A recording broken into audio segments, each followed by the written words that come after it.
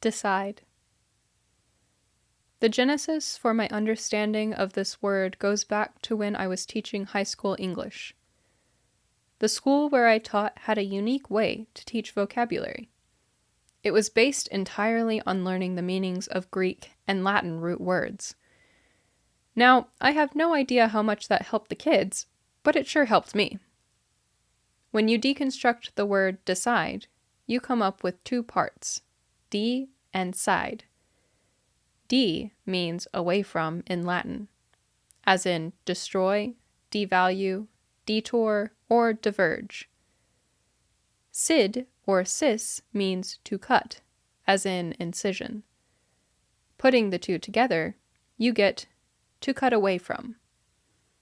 Now, I had known this for a long time and always thought it fascinating, but it wasn't until I was talking with a friend of mine about a friend of hers that I realized how much understanding this could help others. My friend was telling me how her friend just didn't get it. He refused to put things in God's hands because he didn't know how. I told her that what he, or anyone, has to do is to decide to do it, to put life in God's hands. Then I said, "You know what decide means, right?" That stopped her. No, she didn't. I deconstructed decide for her and then said, to decide means to cut off all other possibilities. For example, let's say you decide to have hamburgers for supper. As soon as you decide, you literally cut yourself away from all other possibilities. Brisket, sandwiches, steak, seafood. The others are now no longer options because you have decided to have hamburgers. It works the same way in the spiritual realm, although it's much less easy to see, and therefore easier to let the important decisions slide. Going to church, for instance. Have you ever really decided that church is beneficial for you? Or do you just go because you're supposed to? How about having faith that the best outcome in God's eyes will happen? That's not an accident. It's a decision, where you literally cut yourself off from all other possibilities. Deciding can be one of the most life-changing things you ever consciously do. It is like pruning a grapevine.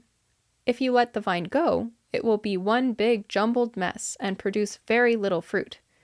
But if you prune it, cutting away that which is simply in the way, rather than productive, the good branches will have the room to produce richly.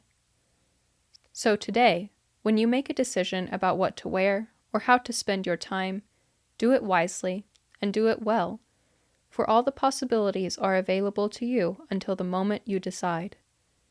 And once you decide, all the non-productive branches fall away, if you have decided wisely.